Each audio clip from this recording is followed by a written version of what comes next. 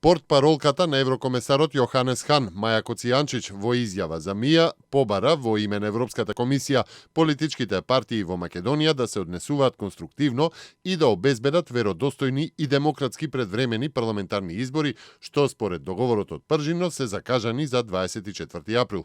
Во Европската комисија велат дека се шокирани од односот на некои представници и симпатизери на опозицијата кон еврокомесарот за преговори за проширување Јоханес Хан, јавува дописникот на МИА од Брисел. Навредите и заканите кон Хан, па дури и подготовката на протести при неговото следно доаѓање, што е поддржано на социјалните мрежи на интернет, непријатно го изненадува официјален Брисел, заклучно и иницијативата Европската комисија да испрати друг колеснувач во преговорите на местото на еврокомесарот за преговори за проширување, пренесува МИА од Брисел. Управниот суд ги стави надвор од сила сите 29 незаконски решенија кои еден ден пред Нова година ги донесе техничкиот министер за внатрешни работи Оливер Спасовски. Судот практично ја прифати туџбата на заменик министерот Митко Чавков и изрече времена мерка со која тие се ништовни се до донесување конечна пресуда. 5 од поништените решенија се незаконските разрешувања на началниците на секторите за внатрешни работи Скопје, Куманово, Битола, Штип и Охрид. Со одлуката автоматски се поништуваат и решенијата со кои Спасовски незаконски си назначи нови началници. Истото важи и за разрешениот началник на одделението за полиција во Охрид, каде што Спасовски постави свој човек против кого се водеше дисциплинска постапка. Управниот суд со привремена мерка ги стави надвор од сила и незаконските решенија на Оливер Спасовски, со кои спротивно на системот на кариера воспоставен во полицијата беа унапредени уште 17 лица, партиски кадри на СДСМ. Некои од нив од страна на Спасовски незаконски беа подигнати и по 7 нивоа во хиерархијата на министерството.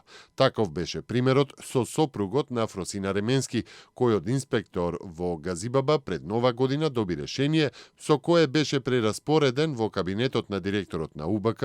Еднакво скандалозно беше унапредувањето на неколку нивоа и навработен во МВР, кој со првостепена пресуда беше осуден на неколку годишна казна затвор за случајот шпион. Заклучно со вчерашниот ден во Агенцијата за катастар на недвижности се запишани приближно 142.000 легализирани дивоизградени објекти. Агенцијата ги повикува сите социјално ранливи категории да поднесат барање до катастарот за бесплатно изготвување геодетски елаборат.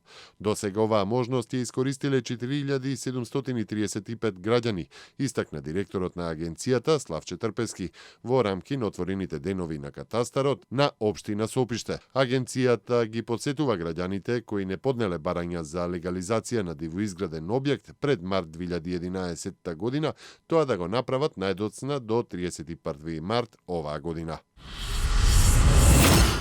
Студентскиот дом Невена Ѓоргиева Дуња во Скопје ќе се урне и на негово место ќе се гради нов, најави заменик министерот за образование Спиро Ристовски. При посетата на Универзитетот Гоце Делчев во Штип, тој истакна дека и постојните штипски студентски домови влегуваат во програмата на владата за реновирање и санација. Не можам да гарантирам дека во 2016 година ќе почне со градба, но соодветно на потребите на универзитетот и во комуникација со управата во следниот период ќе направиме проекција за потребните студентски места за градот Штип, рече Ристовски.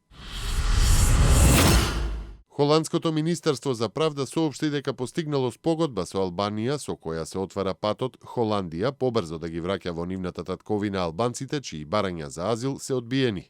Согласно спогодбата, Холандија може да ги смести отфрлените лица кои доброволно не сакаат да се вратат во родната земја на специјални владени летови до Албанија. Министерството нагласи дека Холандија повеќе не зависи од трговските авиолинии и големите групи бегалци можат заедно да бидат враќани во нивната земја. Спогодбата беше постигната во момент на драстично зголемување на бројот на албанците кои бараат азил во Холандија, над 750 во изминатите 4 месеци. Холандските власти не дадоа азил на ниту еден албанец минатата година, а барања за азил поднеле над 1000 албанци.